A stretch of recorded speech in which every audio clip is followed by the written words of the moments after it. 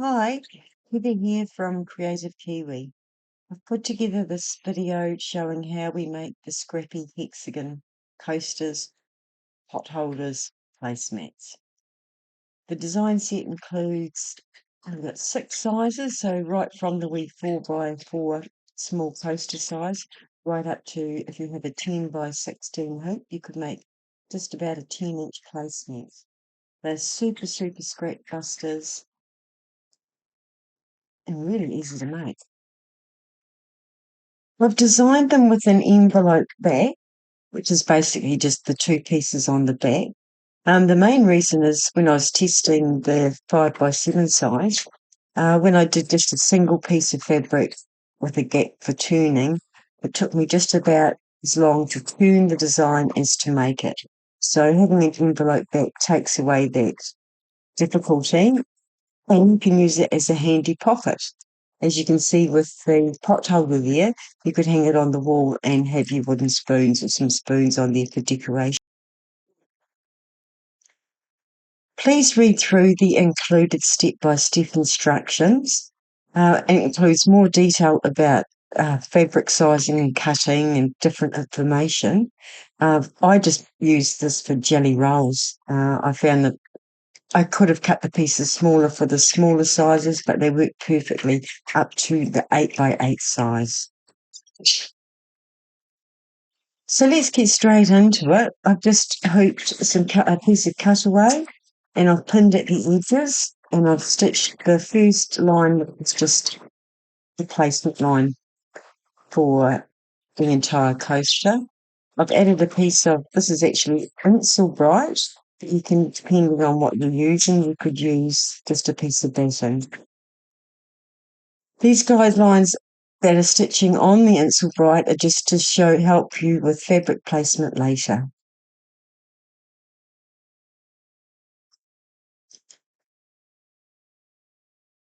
We're just going to cut away that excess basin. You'll see there's a small gap at the sides. This just keeps the bulk out of the seam lines. Right, just ignore that. I was going to have a hanger and realised I'd put it in the wrong place.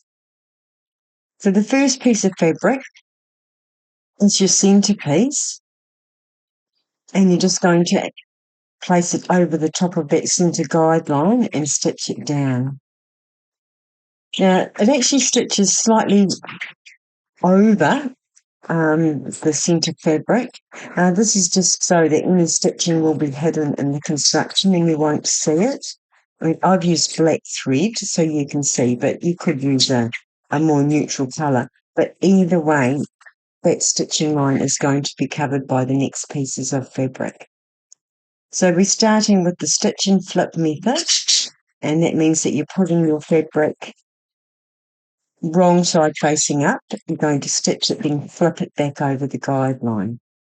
So the first piece and fabric piece 8, I think it is, we do slightly different. So just follow the instructions or this video to this first piece. And we're going to fold it over. And we finish that seam later. So basically we're just folding that piece of fabric over and leaving it till later in the step. Now we're going to add our second piece of fabric, and what you can do there is just cut away the excess now. Now I use about a 1/4 inch seam. It really is personal preference, and you can always, you see here, if you think you want to get rid of more fabric, you can now cut it away more at this point. Probably only if you've got a dark fabric with a light fabric over the top of it. In all honesty, you could leave all that fabric there, it would not matter. You see how we're just flipping the fabric back over? Now we're going to secure that fabric piece. We're going to follow this step for the next few pieces of fabric. So you trim away the excess.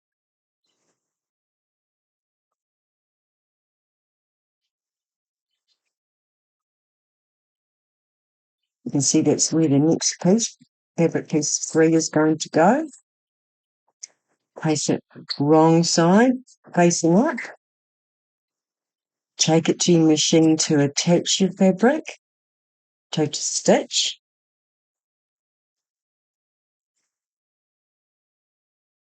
Then to flip, and you just finger press that down. Now you can tape it down. You can, on the larger ones, I would possibly tape that fabric in place.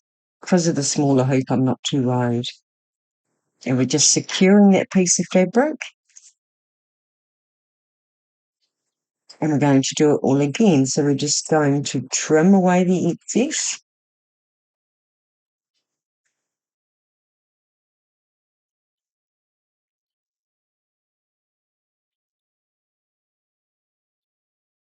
Place your next piece of fabric, wrong side facing up.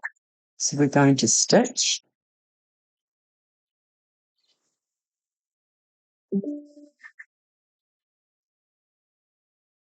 We're going to flip. Oh, no, we're going to cut away that excess seam allowance. Now we're flipping. Finger press it, then secure it. Now, I certainly found the first one of these I did, I sort of took me a bit just to make sure I was doing the right thing. By the end, I was stitching and flipping at the machine, and they were very quick to make. So, yeah, just once you've made the first one, you get into a rhythm. Next piece of fabric, stitch.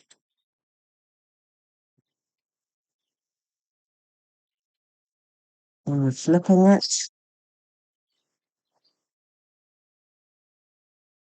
And secure that piece.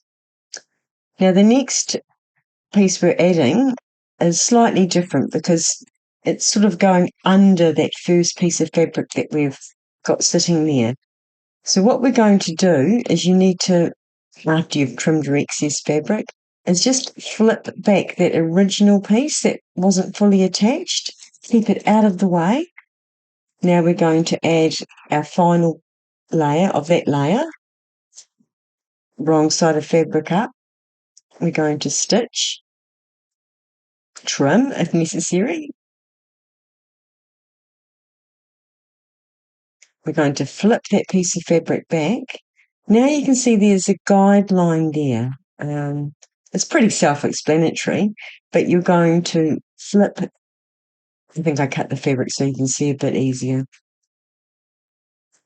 So you're just going to flip that first piece up and over in line with the marks on the guidelines, although as you can see it looks pretty obvious when it's in place because it's in place with the rest of the hexagons. And I do actually tape these pieces.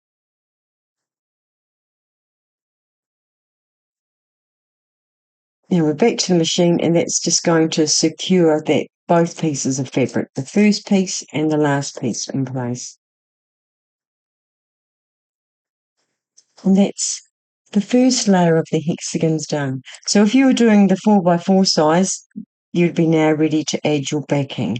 You'll see this in the instructions. But carrying on for all other sizes, we've got another layer of fabric to go. So again, we're just going to start with the trimming.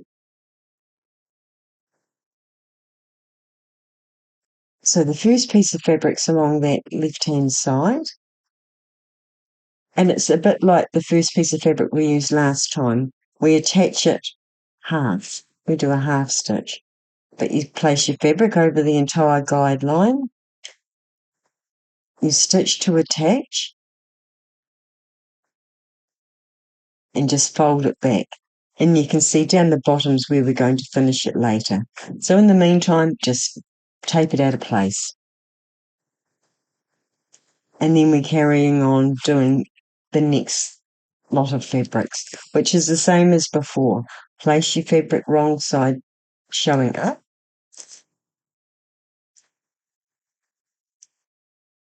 A stitch to attach the fabric.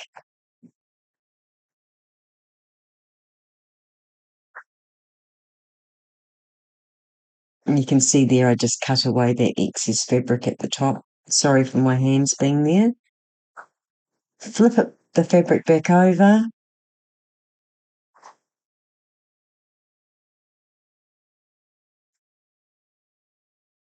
and attach.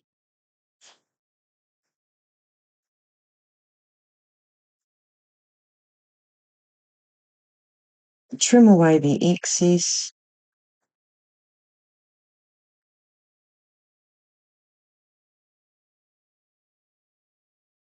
And carry on with the next piece.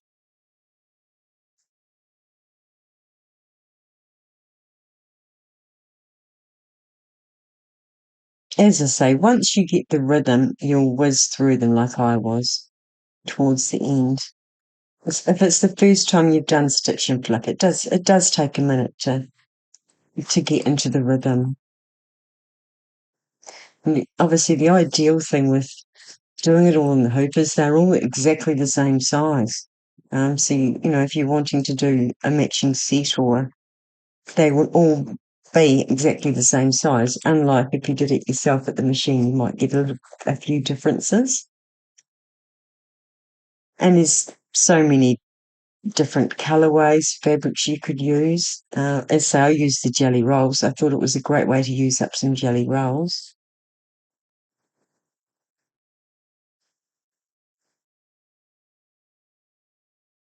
Just continuing on with that stitch and flip till we get to, I think it's the next one. So we've got attach, flip, and stitch.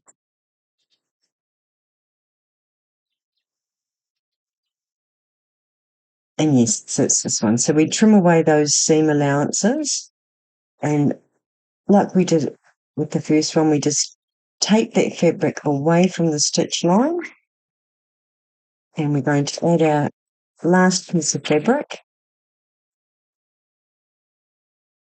Same process, stitch and flip.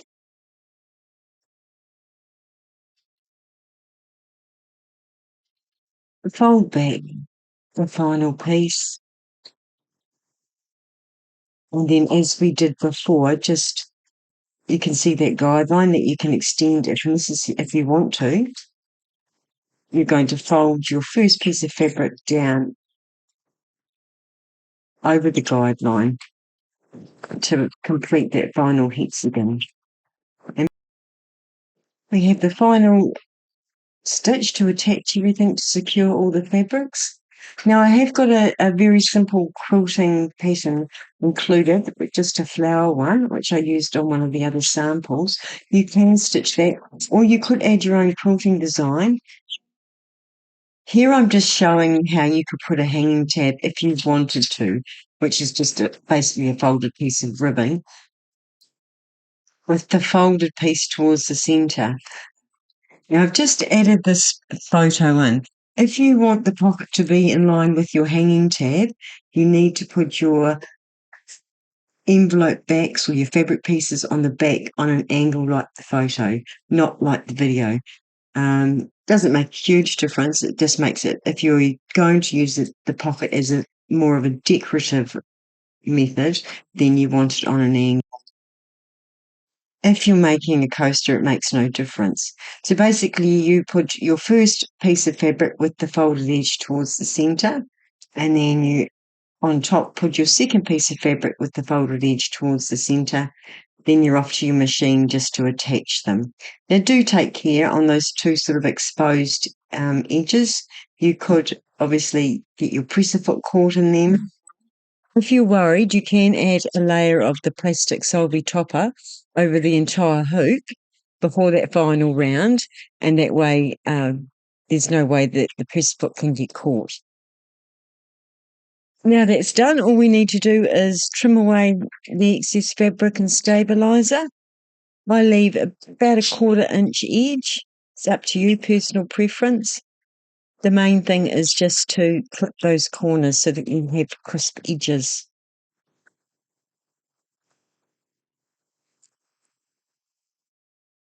And now, because we have that envelope back, it's very simple to turn through.